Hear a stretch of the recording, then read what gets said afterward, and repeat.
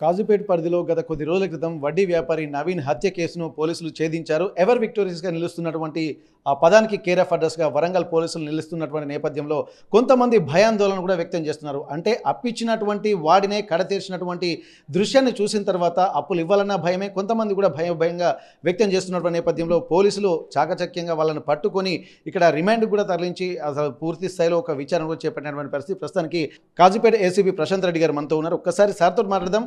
అసలు ఎట్లాంటి పరిస్థితులు ఈ మధ్యలో జరుగుతున్నాయి? కొద్ది రోజుల క్రితమే వారు పరిస్థితులను కూలంకషంగా క్షుణ్ణంగా అబ్జర్వ్ చేస్తున్నటువంటి నేపథ్యంలో ఎట్లాంటి పరిస్థితులు ఉన్నాయో ఒక్కసారి సార్తో మనం మాట్లాడదాం. నమస్తే సార్.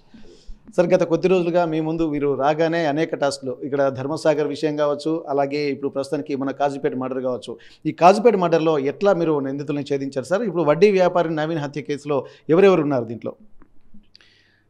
రీసెంట్గా కాజీపేట ప్రాపర్లో రైల్వే క్వార్టర్స్లో జరిగిన మర్డర్ కేసులో ఇద్దరు ఉన్నారని తేలింది. ఒకరు మేల్ అండ్ ఫిమేల్.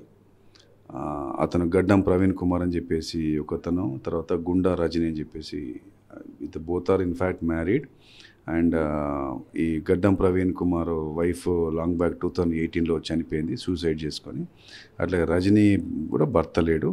ఇద్దరు వీళ్ళు తర్వాత they develop into an illicit contact and they started this extramarital affair with each other. అప్పటి వాళ్ళు కలిసి ఉన్నారు. కలిసి ఉండి అప్పుడు చనిపోయిన తర్వాత ఈ రజనీ పేరిట కూడా కంప్లైంట్ వచ్చింది. సో రజనీ ప్లస్ ఇతను ఇద్దరు కూడా అప్పుడు 304B కింద 2018లో కేసు నమోదు చేసి రిమాండ్కి వెళ్ళారు. అప్పటి నుండి వీళ్ళు కలిసి ఉన్నారు. తర్వాత ఈవెన్ దాని తర్వాత కూడా మాకు ఇన్వెస్టిగేషన్లో తేలిన విషయాలు ఏంటంటే, not only that old case, apart from that there are 4 more cases which were also reported. In all those 4 cases also వీళ్ళు ఇన్వాల్వ్ అయ్యారు. ఒకటి రాఘవాపూర్ అని పెద్దపల్లి జిల్లాలో ఒక ఇటుక బట్టీల వ్యాపారిని కిడ్నాప్ చేసి ర్యాన్సమ్ కోసం చేసిన దాంట్లో వీళ్ళు దొరికారు. వీళ్ళతో పాటు ఇంకో 4-5 ఉన్నారు. తర్వాత ఇంకొక 3 కేసులు ఈ కౌంటర్ఫిట్ కరెన్సీ దాంట్లో కూడా వీళ్ళు ఇన్వాల్వ్ అయ్యారు. అది మట్వాడ, సుబేదారి, తర్వాత పాలకుర్తి వాటలో. అయితే వీళ్ళిద్దరు కలిసి ఉండడం అనేది అక్కడ చుట్టుపక్కల వాళ్ళు చూశారు. ఈ ఇన్సిడెంట్ అయిన తర్వాత డెడ్ బాడీ రైల్వే క్వార్టర్స్లో ఈ గడ్డం ప్రవీణ్ పేట ఇష్యూ అయిన క్వార్టర్స్లోనే పడింది. అది కేసు రిజిస్టర్ అయిన తర్వాత చూసిన తర్వాత అది ఆ క్వార్టర్లో ఉన్న అతను లేడు, మిస్ అయ్యాడు. తర్వాత అక్కడ ఎవరు ఉంటారని చెప్పి మేము ఆరాధిస్తాం. తీస్తే ఇంకో లేడీ ఉంటుందన్నారు. ఎవరు లేడీ ఏంటి అని చెప్పేసి కాస్త ఆరాధిస్తే గతంలో పరిచయమైన ఈమె మీద కూడా ఇద్దరు కలిసి జైలు పోయిన సందర్భాలు ఉన్నాయి. కాబట్టి ఆ యాంగిల్లో మేము పరిశోధిస్తుంటే మాకు చివరికి ప్రవీణ్ దొరికాడు. ప్రవీణ్ ద్వారా మళ్ళీ ఆ లేడీ కూడా దొరికింది. ఈవెన్ ఎత్తుకపోయిన గోల్డ్ కూడా, సొత్తు కూడా దొరికింది.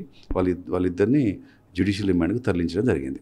సార్, ఇక్కడ ఒకటి వీళ్ళు మళ్ళీ ఎందుకంటే అప్పు తీసుకున్నటువంటి వ్యక్తి మళ్ళీ మర్డర్ చేయడానికి కారణం ఏంటనుకో సార్? మీ ప్రాథమిక దర్యాప్తులో ఏం తెలియంది? అసలు కారణం ఏంటి అసలు?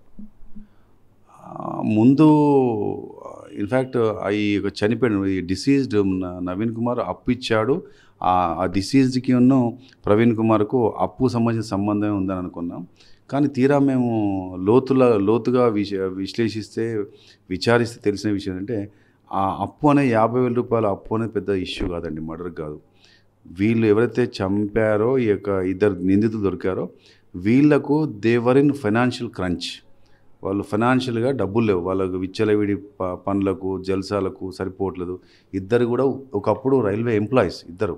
ఇద్దరు ఉద్యోగాలు పోయాయి, జీతాలు రావట్లేదు, ఖర్చులు పెరిగిపోయాయి. సో అవసరాలు తెచ్చుకుందామని డబ్బులు లేవు. ఒకసారి వడ్డీ తెచ్చుకోవడం జరిగింది ఇతని దగ్గర. ఇతనికే డబ్బులు కట్టే పరిస్థితి లేదు. కానీ ఇతను అప్పుడప్పుడు రావడం పోవడం చూసి అతని యొక్క ఒంటి మీద ఉన్న వస్తువులు, అతని దగ్గర పైసలు ఉంటాయి, ఇతను డబ్బులు కలెక్ట్ చేస్తాడు. డబ్బులు వడ్డీకి ఎవరు ఇస్తారు? డబ్బులు ఉన్న వాళ్ళు ఇస్తారు. సో న్యాచురల్గా ఇతని దగ్గర డబ్బులు ఉంటాయి. చలో ఈసారి పిలిచేస్తే ఇతని దగ్గర ఎట్లాగో న్యాచురల్గానే ఇతని ఒంటి మీదనే రకరకాల బంగారు వస్తువులు ఉన్నాయి. ఆయన ఏం చేసినా ఆయన జేబులైనా కూడా దొరుకుతాయని చెప్పేసి అనుకొని they had a plan and they executed it. So నా 50,000 రూపాయల అప్పుతో నేను కాదు, అతను పట్టుకుంటే ఇవన్నీ లాక్కోవచ్చు అని చెప్పేసి it's a purely murder for gain అండి. ప్రీ ప్లాన్డ్ అనుకోవచ్చు. 100% ప్రీ ప్లాన్డే. వాళ్ళు అతన్ని డబ్బులు ఇస్తామని చెప్పి సెటిల్ చేసుకుని పిలిపించుకున్నారు. ఫోన్లో పిలిపించుకొని వచ్చిన తర్వాత సడన్గా అతని మీద అటాక్ చేసేసి అతన్ని చంపడం జరిగిందండి. సార్ ఇప్పుడు నిజంగా వాస్తవానికి ఏంటంటే చాలామంది కూడా ఇట్లా గోల్డ్ ఆర్నమెంట్స్, చైన్ స్నాచింగ్ లాంటివి కూడా జరుగుతూ ఉంటాయి. ఇప్పుడు గోల్డ్ వేసుకొని బయట తిరుగుతున్నారు. ఇట్లాంటి సంఘటనలు కూడా జరుగుతున్నప్పుడు చాలామంది భయపడుతున్నారు. ఇట్లా ఈ సంఘటన చూసిన తర్వాత ఇప్పుడు మీరు కొంతమంది ప్రజలకు కానీ, ఇప్పుడు వడ్డీ వ్యాపారులకు కానీ, ఇంకెవరికైనా మీరు ఇచ్చే ఇన్స్ట్రక్షన్స్ ఏంటి సార్? ఏదైనా ఒకటండి, మనము జాగ్రత్తగా ఉండాలి. ప్రతి విషయంలో కూడా మన ప్రికాషన్స్ మనం తీసుకోవాలి.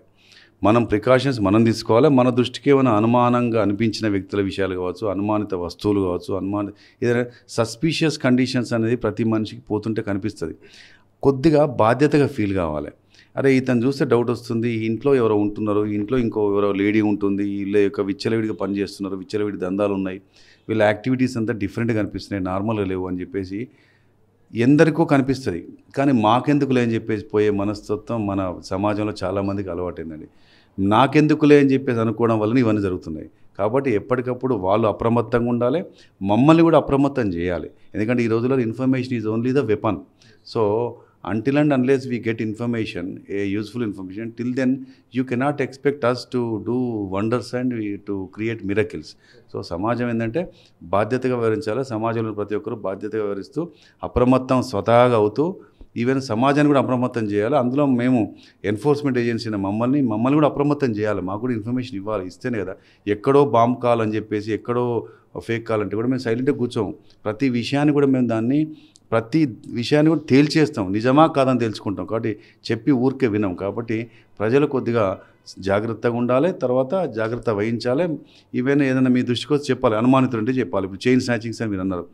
ఇప్పుడు రీసెంట్గా ఒకసారి కమలాపూర్లో ఒకటి 12 o'clock రాత్రి 12 o'clock ఒక వృద్ధ మహిళ మెడలోకి వెళ్ళి చైన్ స్నాచ్ అయిందండి. ఎలా అయింది అంటే, ఆ వృద్ధ మహిళ ఇంటికి మూడు రోజులకు వెళ్ళి ఒక వ్యక్తి వస్తున్నాడు 9 o'clock, ఎప్పుడు నైట్ వస్తున్నాడు. ఆయన ఎవరో ఇక్కడ కాదు, ఆయన ఎవరు కూడా ఆ ఊరికి సంబంధించిన పర్చేస్లను ఎప్పుడు తెచ్చుకోలే. ఇప్పుడు ఏం చేశాడు, ఇంటికి వచ్చి అమ్మ నాకు ఇల్లు కావాలి, కిరాయి తీసుకుంటా, నా భార్య ఇక్కడ జాబ్ చేస్తాను తీసుకుంటా అంటే, అవునా మీది ఏ ఊరంటే మాది ఇక్కడనే బాగుపేట అని పెగడపల్లి అన్నాడు. తర్వాత ఉంటా అంటే సరే అంటే ఎంత అంటే కిరాయి 3,000 అన్నారు. 3,000 అయితే మంచిదమ్మా ఇస్తా అని చెప్పి 500 రూపాయలు అడ్వాన్స్ ఇస్తా అన్నాడు. సామాన్ తెచ్చుకుంటాడు. అంటే ఏముంది, ఒక కొత్త వ్యక్తితోని ఈ ఇంటి వ్యక్తులు ఊరికనే వాళ్ళతోని ఒక పరిచయం ఏర్పడింది. ఆ పరిచయం ఏర్పడ్డది తప్ప అనుమానం అనే ఎలిమెంట్ లేదు.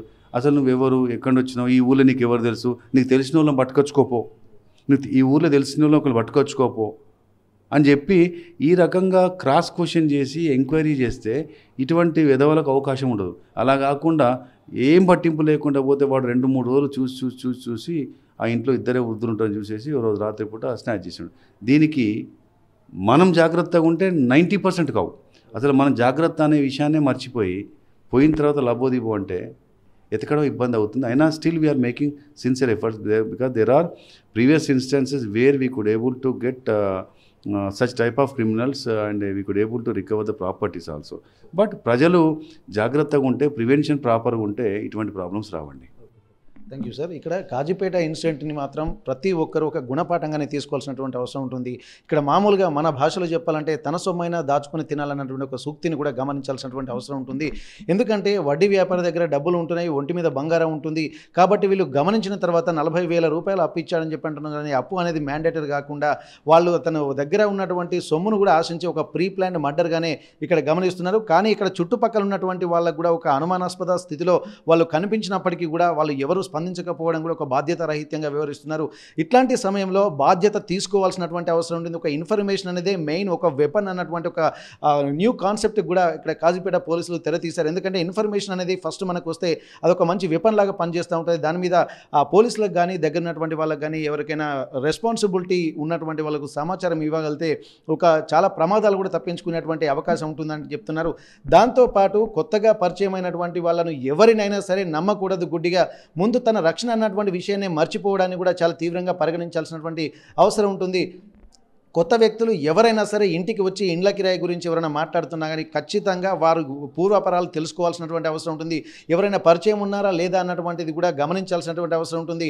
ఇట్లాంటి కాన్షియస్ లేకుండా అనేక ప్రమాదాలు జరిగేటువంటి అవకాశం ఉంటుంది. కాబట్టి ప్రివెంటివ్ మెజర్స్ ఖచ్చితంగా తీసుకోవాల్సినటువంటి అవసరాన్ని కూడా ఇక్కడ కాజీపేట పోలీసులు చెప్తున్నారు. ఏది ఏమైనప్పటికీ కూడా ఇక నుండైనా సరే జాగ్రత్తగా వ్యవహరించాల్సినటువంటి అవసరాన్ని కూడా ఇక ఈ సంఘటన కాజీపేట మర్డర్ సంఘటన ప్రతి ఒక్కరికి గుర్తు చేస్తున్నటువంటి పరిస్థితి. కాజీపేట ఏసీపీ కార్యాలయం నుండి కెమెరా పర్సన్ వంశీతో వెంకటరత్నం, RTV వరంగల్. తెలుగులో న్యూస్ కి ఫాస్టెస్ట్ యాప్ ఇప్పుడు టోటలీ న్యూ అవతార్లో జస్ట్ 5 సెకండ్స్ లో కంప్లీట్ న్యూస్. సోషల్ మీడియాల ట్రెండ్స్ కి one stop solution. Live TV app voice search option తో ఇప్పుడే డౌన్లోడ్ చేయండి లేదా అప్డేట్ అయిపోండి. యాప్ లింక్ డిస్క్రిప్షన్ లో ఉంది.